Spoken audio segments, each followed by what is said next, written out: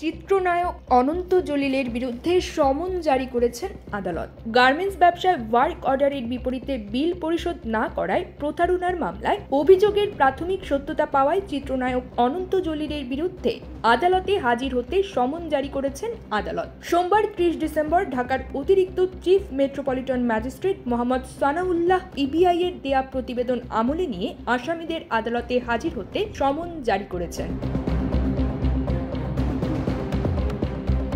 সম্প্রতি ঢাকার chief metropolitan magistrate আদালতে পিবিআই এর ঢাকা মহানগর দক্ষিণের পুলিশ পরিদর্শক তাপস চন্দ্র পণ্ডিত আসামিদের বিরুদ্ধে আনা অভিযোগের প্রাথমিক সত্যতা পাওয়া গেছে জানিয়ে প্রতিবেদন দাখিল করেছেন। অনন্ত জলিল ছাড়া মামলার অন্যান্য আসামিরা হলেন তার মালিকানাধীন পলো কম্পোজিট নিট ইন্ডাস্ট্রির এমডি ও তার স্ত্রী জাহানারা বেগম, কোম্পানিতে বিভিন্ন পদে কর্মরত মোহাম্মদ শরীফ হোসেন, সাইকুল ইসলাম, মোহাম্মদ মিলন ও সাইদুল ইসলাম।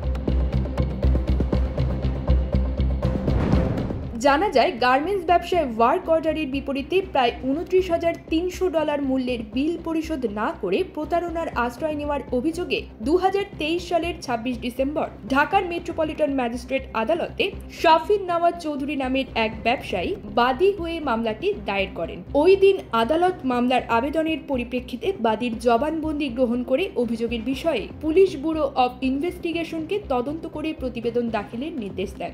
মামলা দায়েরের এক বছরের মাথায় গত 27 নভেম্বর তদন্ত কর্মকর্তা এই প্রতিবেদন দাখিল করেন।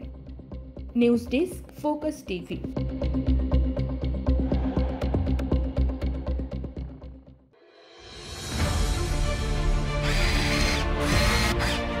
আলোতে থাকুন, ফোকাসে থাকুন, হাত রাখুন প্রজন্মের হাতে।